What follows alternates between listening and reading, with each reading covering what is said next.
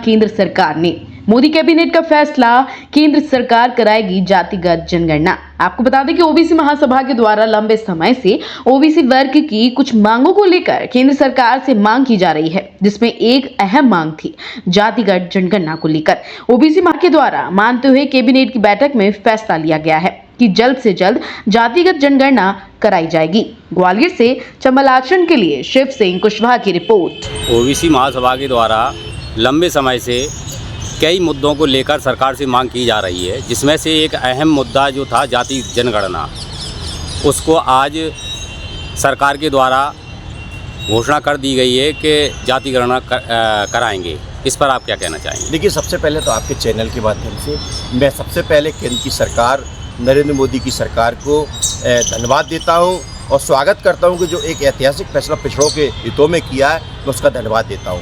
दूसरी बात, इस बात के लिए भी मैं सबसे पहले उन क्रांतिकारी साथी जो ओबीसी महासभा के क्रांतिकारी साथी हैं, जिन्होंने सामाजिक न्याय के साथ जो जाति गणना का सबसे पहला जो मुद्दा लेकर इस पूरे देश के अंदर आपने संघर्ष किया, सड़कों पर किया, सड़क से लेकर संसद तक किया और साथ ही जो न्यायालय में भी इस लड़ाई को लड़ा था, मैं सबसे पहले उस क्रांतिकारी साथियों का धन्यवाद देता हूं। और दूसरी बात, इस बात के लिए भी कहना चाहता हूं कि जिस प्रकार से पूरे देश के अंदर जिस प्रकार से दलित, पिछड़े, वंचित और आदिवासियों की जो लड़ाई को जिस प्रकार से ओबीसी महासभा लड़ रहा था, उसकी अहम मुद्दा जो जाति गणना का था, उस लड़ाई को आज केंद्र की सरकार ने एक अहम मुद्दा जो जाति गणना का था वो आज माना है। ये एक निश्चित ही यह जीत ओबीसी महासभा की और ओबीसी महासभा के क्रांतिकारी साथियों की है। और मैं एक बात और कहना चाहता हूँ, ये अब दरवाज़ा खुल चुका है पिछड़ों की हिस्सेदारी का, जो रुका हुआ था अब जाति गणना होके रहेगी। इस लड़ाई को केंद्र सरकार ने ये माना और ये बात मान के, क्योंकि वो जानते हैं कि बिना पिछड़ों के इस देश के अंदर अब कुछ चलने वाला नहीं है,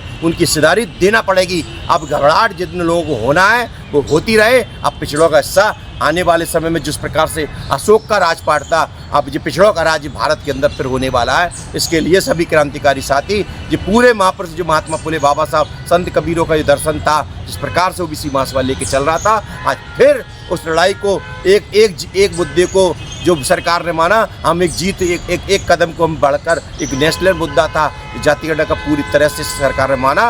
ये निश्चित ही इसका पूरा श्रेय ओबीसी महासभा को और ओबीसी महासभा के तमाम सारे क्रांतिकारी साथियों को जाता है, पिछड़े वर्ग के संगठनों को जाता है, तमाम सारे जो हमारे सामाजिक न्याय के पत्रकारों को जाता है, हमारे सामाजिक न्याय के जो नेता हैं उनको जाता है, चाहे अखिलेश यादव हो, चाहे राहुल गांधी हो, चाहे तमाम सारे जो दिवंगत नेता गोपीनाथ मुंडे जी जो भाजपा के नेता थे, जिन्होंने लगातार इस लड़ाई को संसद के अंदर लड़ा, उन सबको जाता है। सबसे बड़े नेता, सामाजिक न्याय के नेता हमारे शरद यादव को जाता है, जिन्होंने सबसे पहले संसद के अंदर जाति गणना की बात कही। उस बात को मैं उनका और सारे मंडल जनकों का मैं हृदय से आभारी हूँ ओबीसी महासभा की ओर से, जिन्होंने इस लड़ाई को आज उनके अनुयायी, उनके लोग उस मुद्दे को लेकर चले और उसके कारण हम लोगों ने सड़क से लेकर संसद तक लड़ने का काम किया था। उसको आज उस मुद्दे को लेकर सरकार ने हमारी बात को माना। ये पूर्ण रूप से ऐतिहासिक फैसला लिया है। इसके लिए सभी क्रांतिकारी साथी बहुत बधाई के पात्र हैं और इस लड़ाई को हम संघर्ष के साथ, जब तक हमारी हिस्सेदारी सुनिश्चित नहीं होती, इस लड़ाई को ओबीसी महासभा लड़ता रहेगा। केंद्र और राज्य में एक ही पार्टी की सरकार है, तो राज्य सरकार, मध्य प्रदेश की राज्य सरकार जो है, उनके द्वारा जो कुछ आरक्षण होल्ड कर रखा है और केंद्र सरकार के द्वारा आज जातिगत जनगणना को लेकर घोषणा की गई है, तो आपको लगता है कि सरकार कितने दिनों में करवाएगी लगभग? देखिए, आप देखिए जनगणना होगी तो निश्चित ही हिस्सेदारी सुनिश्चित हुई है। बार कोर्ट में कहा जाता था कि डाटा नहीं है। अब ये जनगणना होगी तो डाटा होगा, उसके आधार पर हमें उसकी संख्या के अनुपात में हिस्सेदारी मिलेगी हमको।